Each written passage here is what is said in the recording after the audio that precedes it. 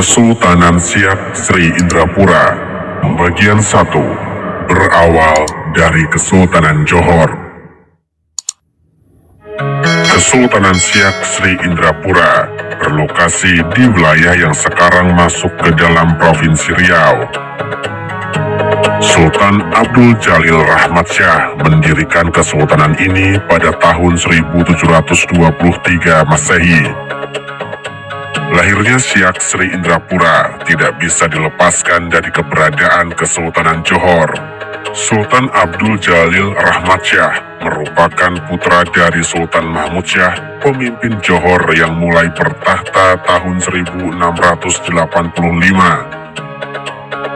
Kesultanan Johor mengalami konflik perebutan kekuasaan yang mengakibatkan wafatnya Sultan Mahmud Syah tahun 1699. Encikpung, permaisuri yang saat itu tengah mengandung, dilarikan ke Tumasik. Pelarian permaisuri yang tengah mengandung itu berlanjut ke Jambi dan berakhir di Pagaruyung. Kesultanan Pagaruyung bersedia memberikan perlindungan kepada permaisuri. Di tempat perlindungannya, permaisuri melahirkan bayi laki-laki yang diberi nama Raja Kecil. Sementara itu, Johor dikuasai oleh Datuk Bendahara Tun Habib yang bergelar Sultan Abdul Jalil Riayat Syah. Setelah beranjak dewasa, Raja Kecil banyak melakukan perjalanan ke Bengkalis. Bengkalis merupakan bandar perdagangan di sisi timur perairan Sumatera. Raja Kecil mendekati para pedagang dan tentara bayaran yang aktivitas mereka banyak terganggu oleh Kesultanan Johor. Tahun 1717, dengan dukungan para pedagang dan tentara bayaran, Raja Kecil berhasil merebut Johor. Raja Kecil kemudian menduduki tahta Johor dengan gelar Sultan Abdul Jalil Rahmat Syah. Namun, situasi Johor kembali memanas tidak lama kemudian. Tengku Sulaiman, putra dari Datuk Bendahara Tun Habib, mencoba merebut kembali tahta Johor. Perebutan tahta Johor menjadi berlarut-larut karena kedua kubu memiliki kekuatan yang sama. Perseteruan tersebut berakhir dengan perjanjian pembagian wilayah Kesultanan Johor. Tengku Sulaiman mendapatkan Johor, Pahang, Lingga, serta beberapa pulau di perairan Riau. Wilayah yang diperoleh Tengku Sulaiman kemudian berdiri Kesultanan Pahang. Sedangkan Raja Kecil mendapatkan beberapa daerah di Sumatera dan Riau yang merupakan bawahan Johor. Raja Kecil juga mendapatkan beberapa pulau di Karimun. Tahun 1723, Raja Kecil mendeklarasikan berdirinya Kesultanan Siak Sri Indrapura. Beliau masih menggunakan gelar yang sama, yaitu Sultan Abdul Jalil Rahmat Syah. Ibu kota Kesultanan Siak Sri Indrapura berada di Buantan, wilayah pedalaman di dekat Sungai Siak. Pada masa-masa awal berdirinya, Siak berkembang menjadi negara maritim yang cukup makmur. Mereka menjadi salah satu pengendali perdagangan di perairan Malaka. Kapal-kapal dagang Kesultanan Siak bahkan berlayar hingga Kalimantan. Saat itu, VOC sudah cukup memiliki pengaruh di Nusantara, namun mereka belum mengganggu Siak secara militer karena masih berkonsentrasi menguasai Maluku dan Jawa. Bagaimanapun juga, aksi militer akhirnya tidak terelakkan. Upaya VOC berusaha memonopoli perdagangan di Malaka telah memprovokasi Kesultanan Siak. Sultan Abdul Jalil bahkan membangun benteng pertahanan di Pulau Bintan untuk menekan posisi VOC. Tahun 1746, ketika konflik dengan VOC belum selesai, Sultan Abdul Jalil Rahmat Syah tutup usia.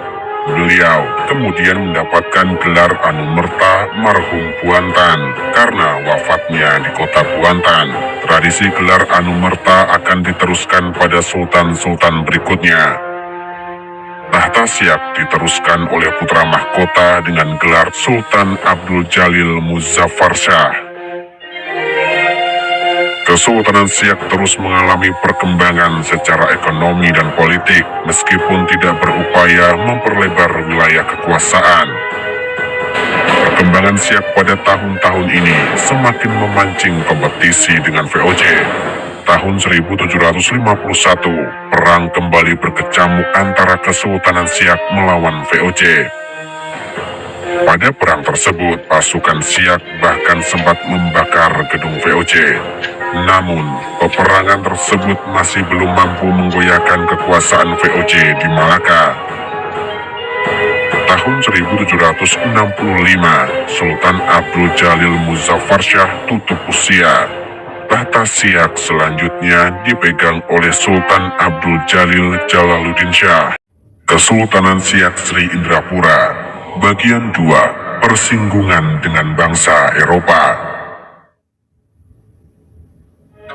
Sultan Abdul Jalil Jalaluddin Shah memulai pemerintahannya pada tahun 1765. Pada tahun-tahun tersebut, Kesultanan Siak mulai menghadapi ancaman serius dari luar.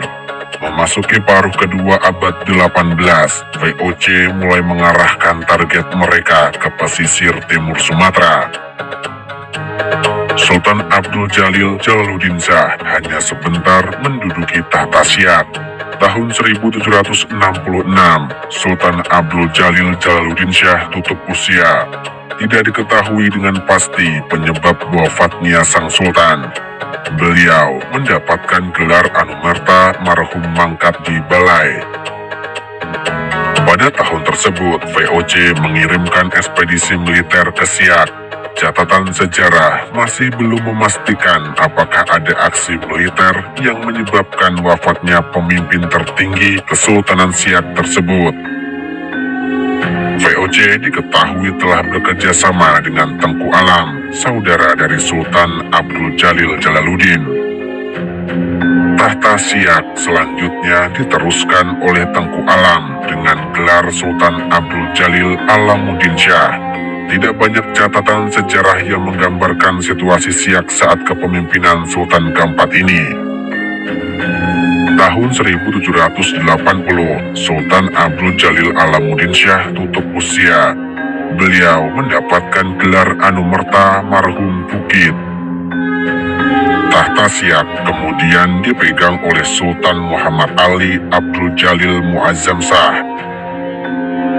Pada masa pemerintahannya, ibu kota Siak dipindahkan dari Kuantan ke Senapelan. Kota ini sekarang dikenal sebagai Pekanbaru.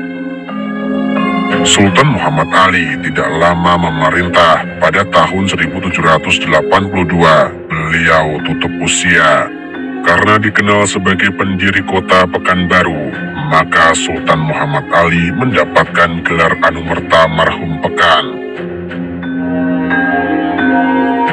Kesultanan Siak selanjutnya dipimpin oleh Sultan Yahya Abdul Jalil Muzaffar Shah. Sementara itu, situasi di perairan timur Sumatera semakin memanas dengan kedatangan Inggris. Seperti halnya VOC, Inggris juga berambisi memonopoli perdagangan di kawasan Selat Malaka. Semakin tertekan oleh keberadaan Inggris, maka Sultan Yahya mengadakan perjanjian dengan VOC. Namun, Sultan Yahya tidak lama memegang tampuk kekuasaan Siak. Tahun 1784, beliau tutup usia dan mendapatkan gelar Anumerta marhum mangkat di Dungun. Kepemimpinan Siak berlanjut ke Sultan Ali Abdul Jalil Saifuddin Pahlawi. Pada masa pemerintahan Sultan ke-7 ini, Siak mengalami perkembangan yang sangat pesat. Pada masa-masa tersebut, konsentrasi VOC tercurah ke dalam perang suksesi Jawa, dan di akhir abad 18, VOC resmi dibubarkan. Sedangkan Inggris lebih banyak berkonsentrasi di Bengkulu, pesisir barat Sumatera. Tahun 1810, Sultan Ali Abdul Jalil Saifuddin Pahlawi tutup usia. beliau mendapatkan gelar Anumerta Marhum Kota Tinggi. Sultan Ibrahim Abdul Jalil Khaliluddin selanjutnya meneruskan puncak kepemimpinan Kesultanan Siak. Beliau memimpin Siak selama 5 tahun. Pada 1815, beliau tutup usia dan mendapatkan gelar Anumerta Marhum Mempura Kecil. Kepemimpinan Siak kemudian berlanjut kepada Sultan Syarif Ismail Abdul Jalil Jalaluddin Ismail. Pada kepemimpinan beliau, ibu kota kesultanan dipindahkan ke kota Siak Sri Indrapura. Ibu kota ini akan menjadi pusat pemerintahan hingga sultan terakhir. Tahun 1824 terjadi perjanjian antara Belanda dengan Inggris di kota London. Dalam perjanjian tersebut, Inggris tidak akan mencampuri Belanda dalam perluasan wilayah di Sumatera. Sebagai kompensasinya, Belanda memberikan Malaka kepada Inggris. Tahun 1854, kepemimpinan Siak beralih ke Sultan Qasim Abdul Jalil Saifuddin I. Tahun 1858 terjadi perjanjian dengan Belanda. Perjanjian ini terjadi karena adanya konflik internal kesultanan yang kemudian melibatkan para pedagang Inggris dari Malaka. Belanda kemudian turut campur secara militer dan menyelesaikan konflik tersebut dengan sebuah perjanjian. Dalam perjanjian tersebut, Kesultanan Siak secara resmi berada dalam pengawasan Belanda. Peralihan kepemimpinan dan penunjukan sultan harus melalui persetujuan Belanda. Pihak kesultanan dilarang mengadakan hubungan diplomatik dengan negara lain tanpa persetujuan terlebih dahulu dengan Belanda. Belanda kemudian membangun pos militer di Bengkalis sebagai pengawasan terhadap Kesultanan Siak. Kesultanan Siak Sri Indrapura, bagian 3. Pergerakan nasional dan integrasi ke dalam Republik Indonesia. Seiring perjanjian dengan Belanda tahun 1858, ruang gerak Kesultanan Siak menjadi terbatas. Pada masa tersebut, Siak dipimpin oleh Sultan Qasim Abdul Jalil Saifuddin I. Tahun 1873, pemerintah kolonial Belanda membentuk wilayah administratif Karesidenan Siak. Wilayah Karesidenan ini meliputi pantai timur Sumatera hingga ke wilayah Kesultanan Delhi. Belanda kemudian memindahkan ibu kota Karesidenan dari Siak ke Medan pada tahun 1887. Kepemimpinan di Kesultanan Siak mengalami suksesi dengan wafatnya Sultan Qasim Abdul Jalil Saifuddin I pada tahun 1889. Beliau mendapatkan gelar Anumerta Marhum Mahkota. Tahta Siak selanjutnya dipegang oleh Sultan Syarif Hasim Abdul Jalil Muzaffar Shah. Pada masa kepemimpinan beliau inilah Istana Asaraya Hasimiyah atau yang juga dikenal sebagai Istana Siak dibangun.